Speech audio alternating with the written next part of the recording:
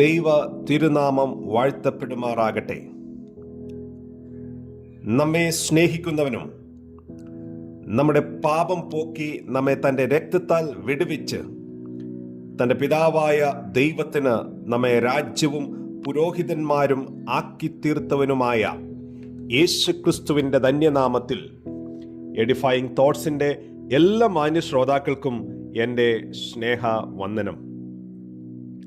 പിതാവായ ദൈവത്തിങ്കൽ നിന്നും കർത്താവായ യേശുക്രിസ്തുവിൽ നിന്നും നിങ്ങൾക്ക് കൃപയും സമാധാനവും ഉണ്ടാകുമാറാകട്ടെ. ഉൽപ്പത്തിയിലെ ഉറവകൾ, സ്പ്രിങ്സ് ഓഫ് ജനസിസ്, ഈ വചന പഠന പരമ്പരയുടെ 13ാമത്തെ ഭാഗത്തിലേക്ക് ഏവർക്കും സ്വാഗതം. ഇന്ന് നമ്മുടെ ചിന്താവിഷയം ഉൽപ്പത്തി പുസ്തകം 4-ാം അധ്യായമാണ്.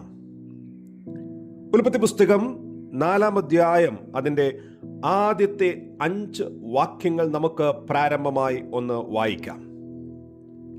അനന്തരം മനുഷ്യൻ തൻ്റെ ഭാര്യയായ ഹൗവയെ പരിഗ്രഹിച്ചു. അവൾ ഗർഭം ധരിച്ച് കയീനെ പ്രസവിച്ചു. യഹോവയാൽ എനിക്ക് ഒരു പുരുഷ പ്രജ ലഭിച്ചു എന്ന് പറഞ്ഞു.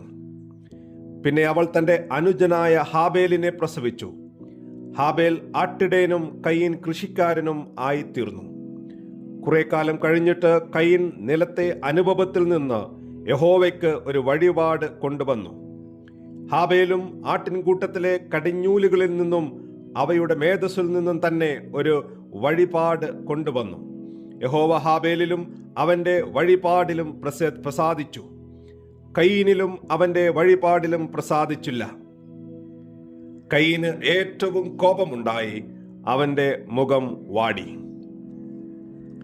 ഇന്നത്തെ നമ്മുടെ ചിന്താവിഷയം എന്നുള്ളത്, ദൈവം എന്തുകൊണ്ടാണ് കയീനിൻ്റെ വഴിപാടിൽ പ്രസാദിക്കാതെ ഇരുന്നത്? അഥവാ എന്തുകൊണ്ടായിരിക്കാം ഹാബേലിൻ്റെ വഴിപാടിൽ പ്രസാദിച്ചത്? അതിന് മുൻപായിട്ട് നമ്മൾ വായിച്ചതായിരിക്കുന്ന ആദ്യത്തെ ചില വാക്യങ്ങളിൽ നിന്ന് ആദാമിൻ്റെതായിരിക്കുന്ന മക്കളായിരിക്കുന്ന കയീനെയും ഹാബേലിനെയും കുറിച്ച് ചിന്തിക്കുമ്പോൾ ദൈവാത്മാവ് ദൈവദാസനായ മോശയിലൂടെ ചില സത്യങ്ങൾ ഇവിടെ രേഖപ്പെടുത്തിയിരിക്കുകയാണ്. കയീനെ നോക്കുക.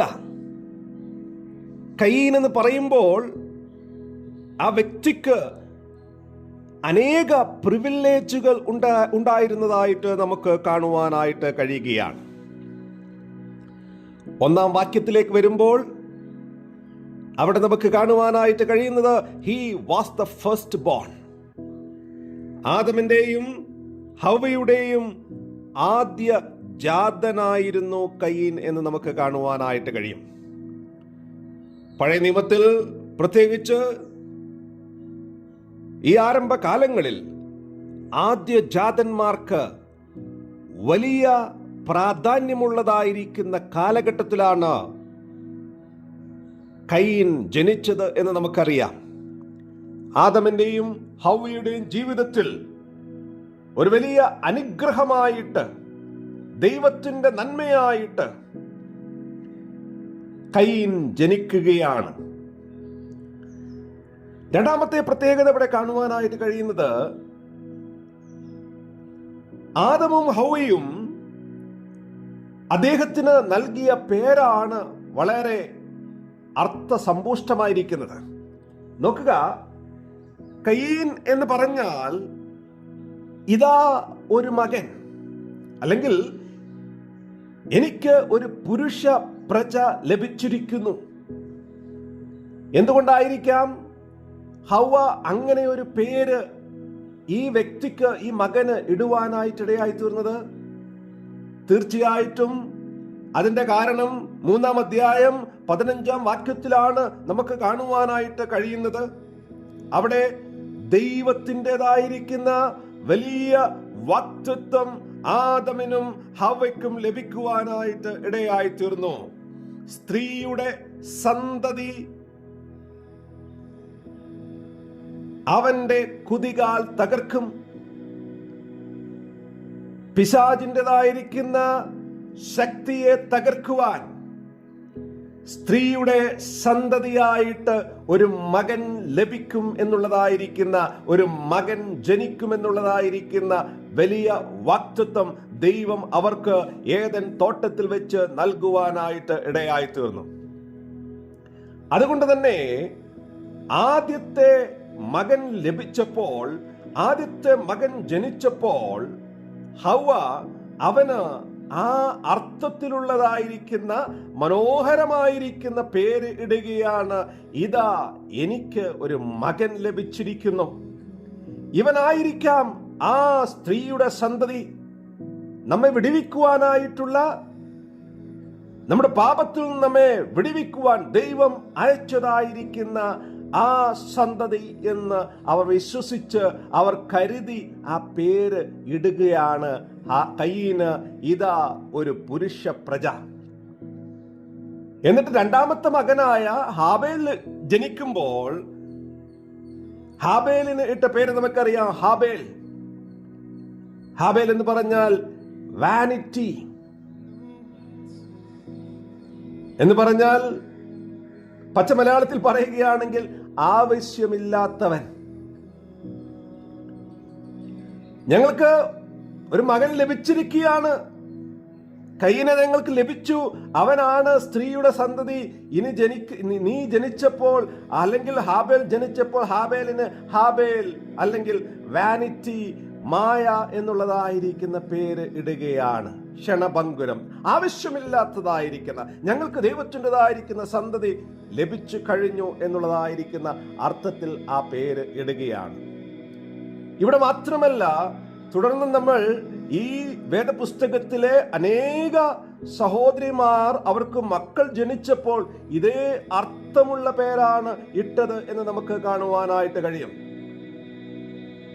ലേയ തന്റെ ആദ്യ മകനായി രൂബേൻ ജനിച്ചപ്പോൾ രൂബേൻ എന്ന് പേരിടുവാനായിട്ടിടയായി തീർന്നു. ഇതാ ഒരു മകൻ. രൂബേൻ എന്ന് പറഞ്ഞാൽ ഇതാ ഒരു മകൻ. ഞാൻ പറഞ്ഞതിൻ്റെതായിരിക്കുന്ന സാരം എന്നുള്ളത്, ആ സ്ത്രീകളെല്ലാം, ആ സഹോദരിമാരെല്ലാം സ്ത്രീയുടെ സന്തതിക്കായിട്ട് വെയിറ്റ് ചെയ്തുകൊണ്ടിരിക്കുകയായിരുന്നു, കാത്തുകൊണ്ടിരിക്കുകയായിരുന്നു.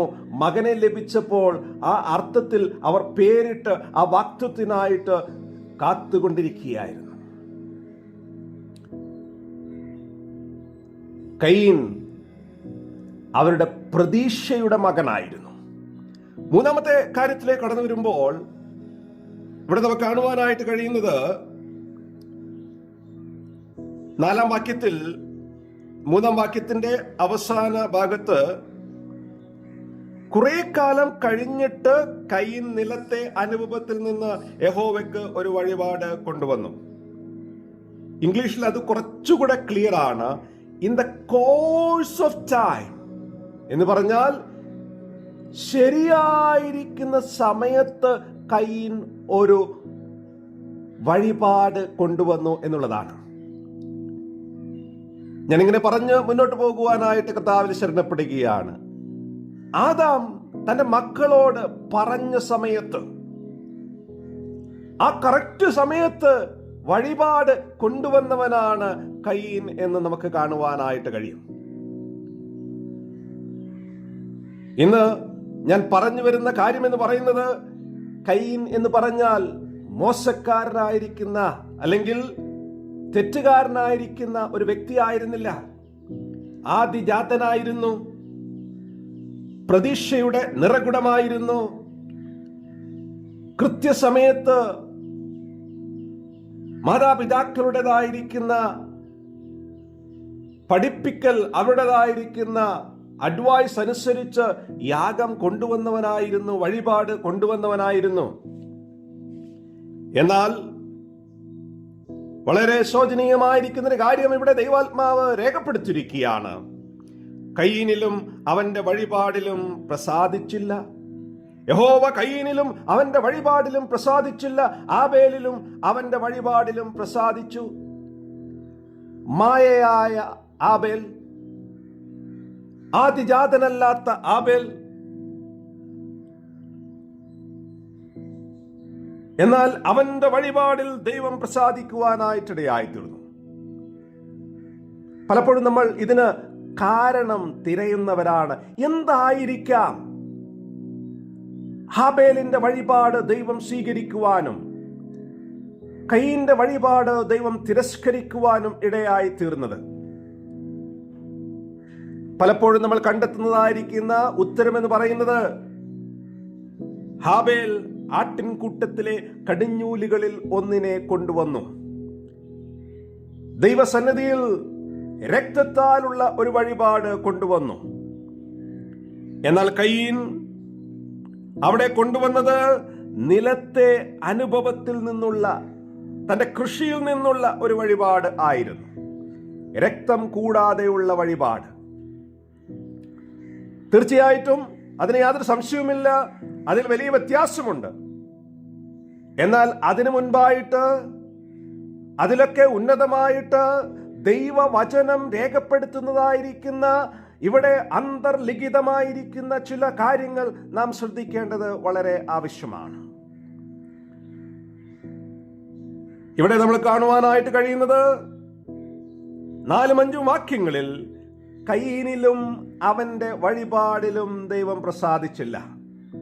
നമുക്കറിയുന്ന കാര്യമായതുകൊണ്ട് ഞാൻ ഇങ്ങനെ പറഞ്ഞ് മുന്നോട്ട് പോകുകയാണ്. ദൈവം വഴിപാട് നോക്കുന്നതിന് മുൻപായിട്ട്, വഴിപാട് സ്വീകരിക്കുന്നതിന് മുൻപായിട്ട് കയീനെയാണ് നോക്കിയത് എന്ന് നമുക്ക് കാണുവാനായിട്ട് കഴിയുകയാണ്. അതിന്റെ അർത്ഥം എന്താണ്? വലിയവനായ ദൈവത്തിന് വഴിപാടിന്റെ മെന്മയിലും വഴിപാട് അർപ്പിക്കുന്നവൻ്റെതായിരിക്കുന്ന ഗുണമാണ് ആദ്യം നോക്കുന്നത് എന്ന് ദൈവാത്മാവ് ഇവിടെ രേഖപ്പെടുത്തിയിരിക്കുകയാണ്. ദൈവം കയീനെ നോക്കി, ദൈവം ഹാബേലിനെ നോക്കി, എന്നിട്ടാണ് അവരുടെ വഴിപാടിനെ നോക്കുവാനായിട്ടിടയായി തീർന്നത്. ദൈവം കയീനിൽ പ്രസാദിച്ചില്ല, മാത്രമല്ല അവന്റെ വഴിപാടിലും പ്രസാദിച്ചില്ല എന്ന് നമുക്ക് കാണുവാനായിട്ട് കഴിയും. ആബേലിൽ പ്രസാദിച്ചു, ഹാബേലിന്റെ വഴിപാടിലും പ്രസാദിക്കുവാനായിട്ട് ഇടയായി തീർന്നു. പുതിയ നിയമത്തിലേക്ക് നാം കടന്നു വരുമ്പോൾ ദൈവാത്മാവ് ഇവിടെ വളരെ മനോഹരമായിരിക്കുന്ന ഉത്തരം അതിന് നൽകുകയാണ്. എബ്രായ ലേഖനം അതിന്റെ 11-ാം അധ്യായം 6-ാം വാക്യത്തിൽ ഇവിടെ നമുക്ക് ഗ്രന്ഥകർത്താവ് വളരെ വ്യക്തമായിട്ട് എഴുതി നൽകിയിരിക്കുകയാണ് അതിന്റെ ഏറ്റവും മനോഹരമായിരിക്കുന്ന കാര്യം. ഞാൻ ആ വാക്യം പെട്ടെന്ന് നമുക്കറിയുന്ന വാക്യമായതുകൊണ്ട് പെട്ടെന്ന് വായിച്ച് മുന്നോട്ട് കടന്നു പോകുവാൻ ആഗ്രഹിക്കുകയാണ്. വിശ്വാസത്താൽ ഹാബേൽ ദൈവത്തിന് കയീന്റേതിലും ഉത്തമമായ യാഗം കഴിച്ചു. ഇവിടെ നമുക്ക് കാണുവാനായിട്ട് കഴിയുന്നത് കയീന്റേതിലും ഉത്തമമായ യാഗം. ആ വാക്യമൊന്ന് ശ്രദ്ധിക്കേണ്ടത് ആവശ്യമാണ്. ഇംഗ്ലീഷിൽ better than the sacrifice of Cain എന്ന് പറഞ്ഞാൽ, കയീന്റേതിലും ഉത്തമം എന്ന് പറയുമ്പോൾ കയീന്റെ വഴിപാട് മോശമല്ലായിരുന്നു എന്നുള്ള അർത്ഥമാണ്. ദൂതന്മാരെക്കാളും ഉത്തമനാണ് യേശു ക്രിസ്തു. 1-ാം അധ്യായത്തിൽ നമുക്ക് കാണുവാനായിട്ട് കഴിയും. മോശയെക്കാട്ടിലും ഉത്തമനാണ് കർത്താവ്. 3-ാം അധ്യായത്തിൽ കാണുവാൻ കഴിയുന്നു. യോശുവയെക്കാട്ടിലും ഉത്തമനാണ് കർത്താവ്. 4-ാം അധ്യായത്തിൽ കാണുന്നു. 11-ാം അധ്യായത്തിലേക്ക് വരുമ്പോൾ ദൈവാത്മാവ് രേഖപ്പെടുത്തുകയാണ്, കയീനെക്കാട്ടിലും ഉത്തമമായ യാഗമായിരുന്നു ഹാബേലിൻ്റേത് എന്ന് പറഞ്ഞാൽ കയീന്റെ യാഗം അത് മോശമല്ലായിരുന്നു, നല്ലതായിരുന്നു. എന്നാൽ എന്താണ് ഹാബേലിന്റെ യാഗം അല്ലെങ്കിൽ ഹാബേലിൻ്റെതായിരിക്കുന്ന വഴിപാട് മേൽത്തരമാക്കുവാനായിട്ടിടയായി തീർന്നത്? ദൈവാത്മാവ് ഇവിടെ പറയുകയാണ്, വിശ്വാസം എന്നുള്ളതായിരിക്കുന്ന കാര്യമാണ്. എന്ന് പറഞ്ഞാൽ എന്തായിരുന്നു ആ വിശ്വാസത്തിന്റെ പ്രാധാന്യം? ഇവിടെ അത് മനസ്സിലാക്കണമെങ്കിൽ 6-ാം വാക്യം നാം വായിക്കേണ്ടത് ആവശ്യമാണ്. എന്നാൽ വിശ്വാസം കൂടാതെ ദൈവത്തെ പ്രസാദിപ്പിക്കുവാൻ കഴിയുന്നതല്ല. ദൈവത്തിന്റെ അടുക്കൽ വരുന്നവൻ ദൈവം ഉണ്ട് എന്നും തന്നെ അന്വേഷിക്കുന്നവർക്ക് പ്രതിഫലം കൊടുക്കുന്നു എന്നും വിശ്വസിക്കേണ്ടത് ആവശ്യമല്ലോ. ഇവിടെ നമുക്ക് കാണുവാനായിട്ട് കഴിയുന്നത് ദൈവത്തിന്റെ അടുക്കലേക്ക് വരുന്നവൻ. ഇവിടെ രണ്ട് വ്യക്തികൾ ദൈവത്തിന്റെ അടുത്തേക്ക് വരികയാണ്. ദൈവം അവരുടേതായിരിക്കുന്ന വഴിപാടിലല്ല ആദ്യം നോക്കിയത്, മറിച്ച് ദൈവത്തിന്റെ അടുത്തേക്ക് വരുന്നവന്റെ വിശ്വാസത്തിലാണ് എന്ന് നമുക്ക് കാണുവാനായിട്ട് കഴിയുകയാണ്. എന്ത് വിശ്വാസമാണ് അവർക്ക് ആവശ്യമായിരിക്കുന്നത്? എബ്രായ ലേഖനകർത്താവ് അവിടെ പറയുകയാണ്, ദൈവത്തിന്റെ അടുക്കൽ വരുന്നവൻ ദൈവം ഉണ്ട് എന്ന് വിശ്വസിക്കേണ്ടത് ആവശ്യമാണ്. He must believe in the existence of God. ദൈവം ജീവിക്കുന്ന ദൈവമാണ്, അനാദിയായും ശാശ്വതമായും ദൈവമായിരിക്കുന്നവനാണ്. ഇന്നലെയും ഇന്നും എന്നേക്കും ദൈവമാണ്, ജീവിക്കുന്നവനാണ് എന്നുള്ള വിശ്വാസത്തോടെ കടന്നു വരണം. നിന്റെ യാഗം എത്ര മേൽത്തരമായിരുന്നാലും, നിന്റെ യാഗം എത്ര വിലപിടിപ്പുള്ളതായിരുന്നാലും, നീ എത്ര ആദിജാതനായിരുന്നാലും, നിന്റെ പേരിന് വളരെ അർത്ഥങ്ങളുണ്ടെങ്കിലും, നീ നിന്റെ മാതാപിതാക്കളുടെ പ്രതീക്ഷയായിരുന്നാലും, ദൈവത്തിന്റെ അടുത്തേക്ക് വരുമ്പോൾ കയ്യിലെ ഈ വിശ്വാസം നിന്നിലില്ലാതെ നീ കടന്നു വന്നു കഴിഞ്ഞാൽ ദൈവത്തിന് നിന്റെ വഴിപാടിൽ പ്രസാദിക്കുവാനായിട്ട് കഴിയുന്നതല്ല.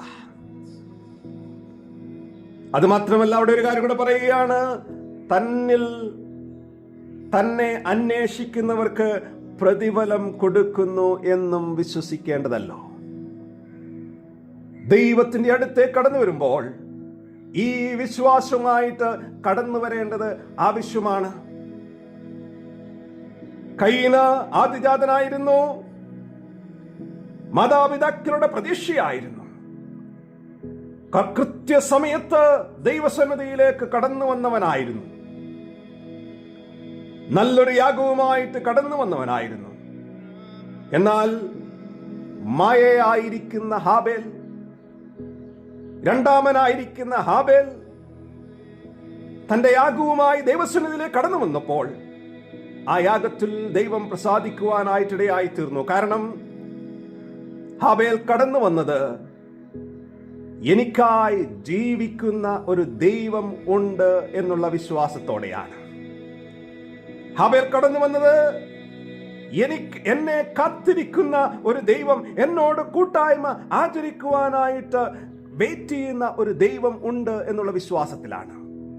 അത് മാത്രമല്ല, ഹാബേലിന് മനസ്സിലായി, എനിക്ക് പ്രതിഫലം നൽകുന്നത് എന്റെ മാതാപിതാക്കളല്ല, മറിച്ച് എന്നെ സ്നേഹിക്കുന്ന എന്റെ ദൈവമാണ്. പ്രിയമുള്ള ശ്രോതാക്കളെ, ദൈവമക്കളെ, ഞാനിവിടെ നിർത്തുവാനായിട്ട് പോവുകയാണ്.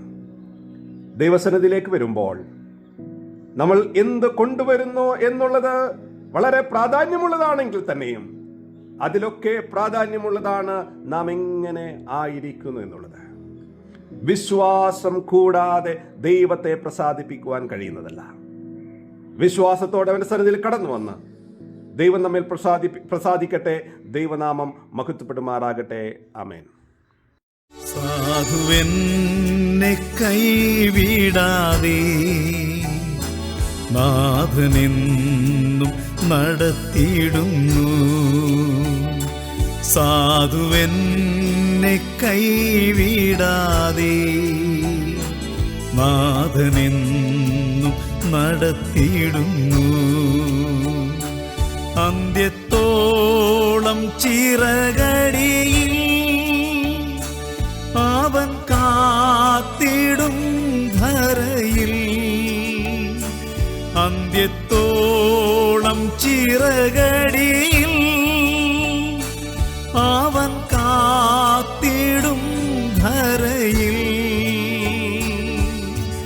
ആപത്തിലും രോഗത്തിലും ആപത്തിലും രോഗത്തിലും അവനാണെനിക്കഭയം.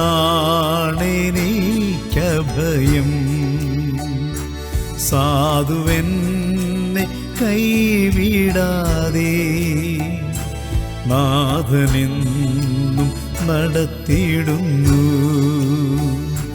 സാധുവെന്നെ കൈവിടാതെ നാഥനെന്നും നടത്തിയിടുന്നു.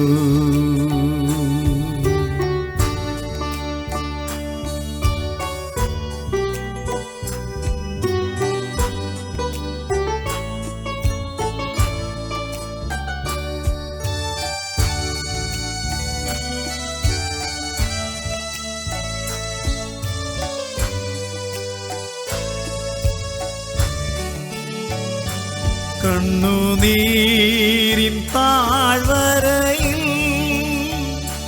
കരയുന്ന വേളകളിൽ, കണ്ണുനീരിൻ താഴ്വരയിൽ കരയുന്ന വേളകളിൽ കൈവിടില്ലെൻ കർത്തനെൻ്റെ, കൈവിടില്ലെൻ കർത്തനെൻ്റെ കണ്ണുനീരെല്ലാം തുടയ്ക്കും. സാധുവെന്നെ കൈവിടാതെ നാഥനെന്നും നടത്തിയിടുന്നു. സാധുവെന്നെ കൈവിടാതെ നാഥനെന്നും നടത്തിയിടുന്നു.